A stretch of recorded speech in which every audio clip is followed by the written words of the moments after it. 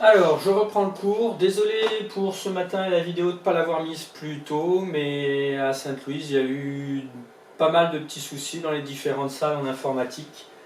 J'espère que ça va aller mieux très rapidement.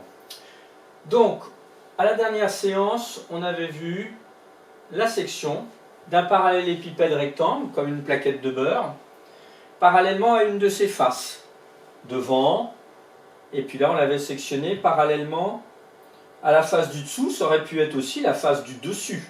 Ça revenait au même, comme des lits superposés. Et on avait vu à ce moment-là que d'après une propriété, si on sectionne parallèlement à une face, si la face était une base rectangulaire, on obtient un rectangle avec exactement les mêmes dimensions que la face. Alors on va poursuivre, toujours avec le parallélépipède rectangle, mais on va sectionner d'une autre manière. Cette fois-ci, on va sectionner parallèlement à une arête. Alors, je suis en train de chercher un objet chez moi qu'on va pouvoir sectionner parallèlement à une arête.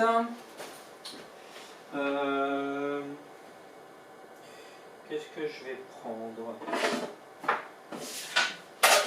Voilà.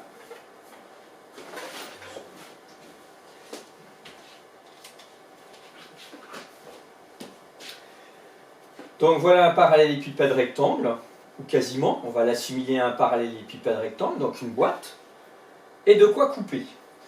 Donc comme il est indiqué ici, cette fois-ci on ne va pas couper par exemple parallèlement à la face qui est devant, ou pas parallèlement à la face du dessous ou du dessus, ou parallèlement à la face à droite ou à gauche pour vous. On va sectionner parallèlement à une arête. Une arête, on se rappelle que c'est ces segments-là qui sont les arêtes. Voilà, ici. Donc ça rejoint deux sommets des faces. C'est entre autres, on l'a revu quand il fallait trouver les coordonnées de points dans l'exercice corrigé avant. Donc par exemple, je vais me choisir cette arête-ci. Et bien, ça veut dire que je vais sectionner parallèlement à cette arête. Donc en fait, si j'incline un peu, ça veut dire que je vais couper comme ceci. Ou comme ça, ou comme ça, ou comme ça. Là, à chaque fois, je suis bien, regarde, parallèle à cette arête-là. Alors à ce moment-là, si on regarde ma plaquette de beurre ici, alors le couteau, on le devine, je vais le repasser, voilà, la lame elle est là. Ça c'est la lame en rouge. Et ça c'est ma plaquette de beurre. Et bien si on coupe parallèlement à une arête, donc comme ceci, qu'allons-nous obtenir au niveau de la section? Là où ça va être coupé, là où on va trancher. Et bien on va obtenir obligatoirement, regarde bien ici, je vais le redessiner, le couteau, c'est moins pratique ici qu'à la Sainte-Louise. Donc là, c'est le plan de la section, donc vu en perspective. Donc c'est ce qu'a provoqué le couteau, et mon couteau il est ici. Ça c'est la lame du couteau. Donc on obtient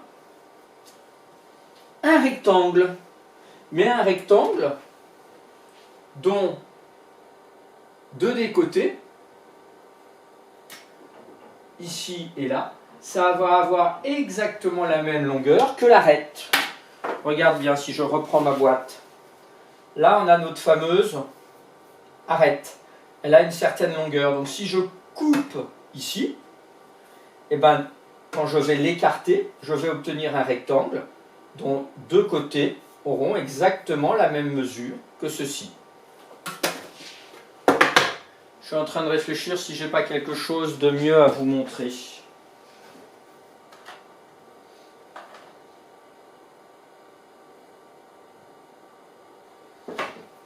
C'est pas très pratique, non.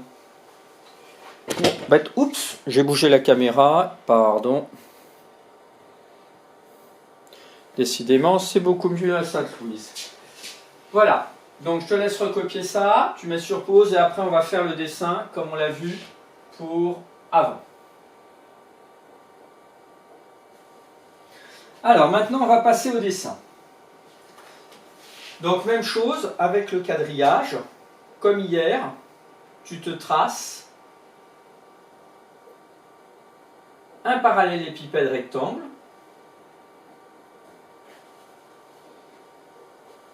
Donc par exemple ici tu te prends 4 carreaux, ici tu te prends 7-8 carreaux, là tu fais exactement les mêmes arêtes fuyantes et après uniquement à la fin tu traces ceci. Et puis là on va repasser une arête dans une autre couleur où on va sectionner parallèlement à cette arête là. Je te conseille de tracer ton parallélépipède au crayon à papier, comme ça, si tu as des soucis, tu peux le refaire. Voilà. Donc quand tu es prêt, tu remettras la vidéo en route. Alors maintenant, on veut sectionner. On va sectionner parallèlement à cette arête. Donc on va poser le couteau, comme ici, ou bien comme ici, sur le dessus. Voilà, là je suis en contact sur le dessus. Alors attendez, je vais prendre la boîte. La boîte, elle est disposée un peu comme ça. Voilà. Je vais poser le couteau dessus ici. Donc, je vais me prendre... Ah bah c'est l'arête AB, pardon. Et puis, là on va s'arrêter quelques instants. Je vais me prendre un point ici, comme ceci. Un point ici, un point là. Et c'est entre ces deux points que je vais poser le couteau. Donc tu te prends un point D, pas trop proche de A, hein, sinon ça ne va pas être joli. Et un point C aussi, pas trop proche de A. Donc tu vas poser ici le couteau, donc tu traces le segment rouge. Et on va couper parallèle à l'arête bleue. Donc on va descendre parfaitement à la verticale de l'arête bleue. Donc regarde bien ce que ça va donner.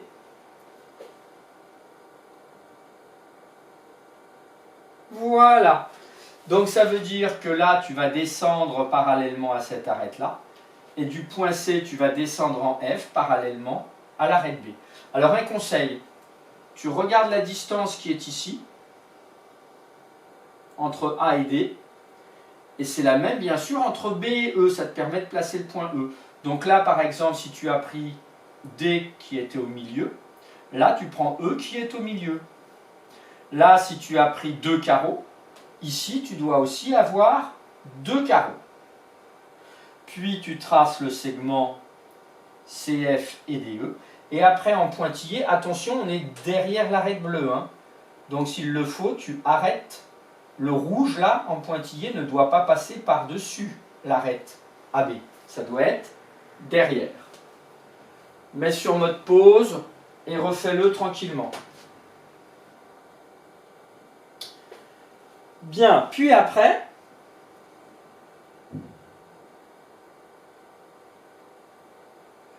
on va pouvoir affirmer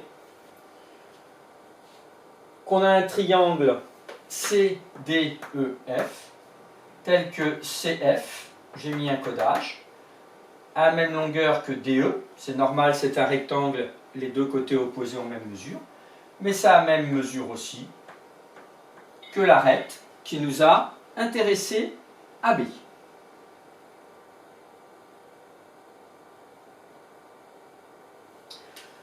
J'aurais pu chercher à hachurer le triangle CDEF, mais comme on est sur une petite surface, ça risque d'embrouiller un petit peu et d'être moins lisible, surtout que je ne peux pas vraiment voir ce que vous feriez vous-même à ce moment-là.